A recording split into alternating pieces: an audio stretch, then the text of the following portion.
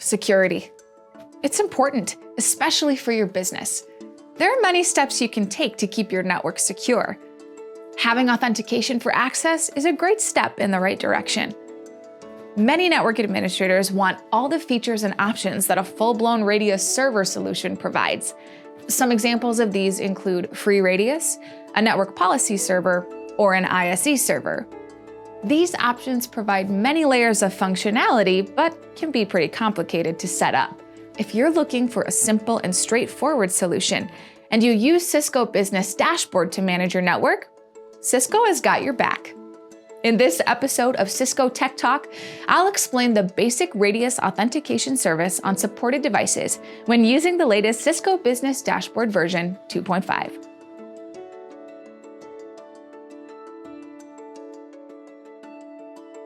The first thing I'll do is go in and take a look at my network configuration for authentication.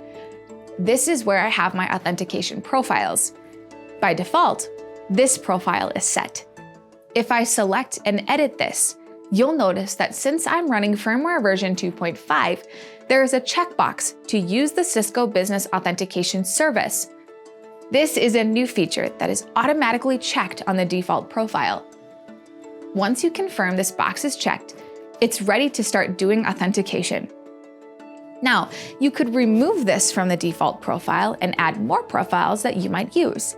Perhaps you want to add a test profile to be available for this group to use the Cisco Business Dashboard authentication service.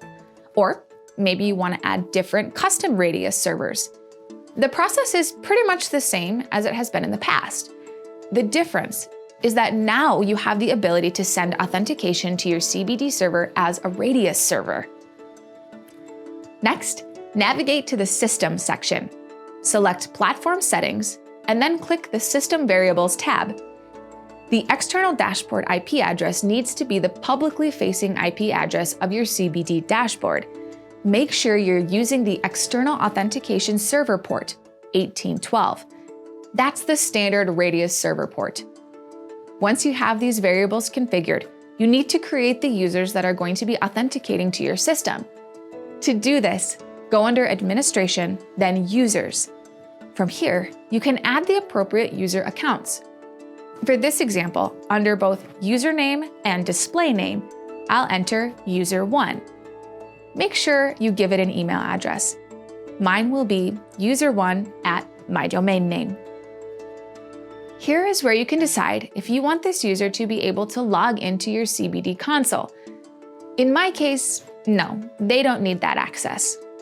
Either way, you'll want to give them network access, so you need to give them a password. Adding an address is optional. Now, once this is configured, one last thing you have to do is go under Organizations and associate this user with your CBD organization. This will give them access to the devices they will be able to log into. Once you're done, that user can log into places on your default organization that are configured for either port authentication or wireless authentication. Add some other users the same way. It's as simple as that. I hope you enjoy this bonus feature as much as I do. Thanks for watching. I'll see you next time.